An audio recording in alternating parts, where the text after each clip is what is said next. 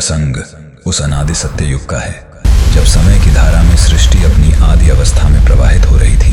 दोस्तों, यह कथा हम देवी मार्कंडेय पुराण से ले रहे हैं। विभिन्न पुराणों और ग्रंथों में इसका अलग अलग स्वरूप वर्णित है। उसी काल में महान ऋषि कश्यप की दो प्रमुख पत्नियां थीं, अदिति और दिति। अदिति के गर्भ से उत्पन्न हुए देवता तेजस्वी, सात्विक और धर्म रक्षक, वहीं दति की कोख से प्रकट हुए दैत्य अंधकारमय वर्ण, उग्र स्वभाव और अतुलित पराक्रम से युक्त।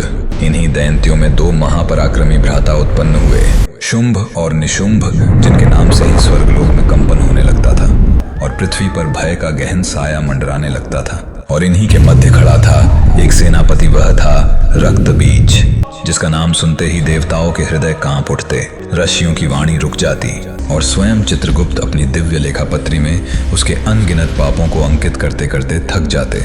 समय के साथ शुंभ और निशुंभ का पराक्रम बढ़ता गया।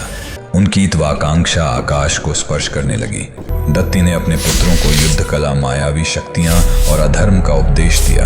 दोनों भ्राताओं ने मृत्यु लोक में अनर्थ मचाना आरंभ कर दिया। गांव जल उठे, ऋषियों के यज्ञ विध्वस्त होने लगे और धर्म की आधारशिला डगमगाने लगे। फिर एक दिन उन्होंने नर्क लोक पर भी अपना आधिपत्य स्थापित कर लिया, किंतु इनका लोभ वहीं समाप्त नहीं हुआ। उनकी दृष्टि अब स्वर्ग लोक पर टिक चुकी थी और कुछ ही समय में उन्होंने स्वर्ग लोक पर भी अपना आधिपत्य स्थापित कर लिया।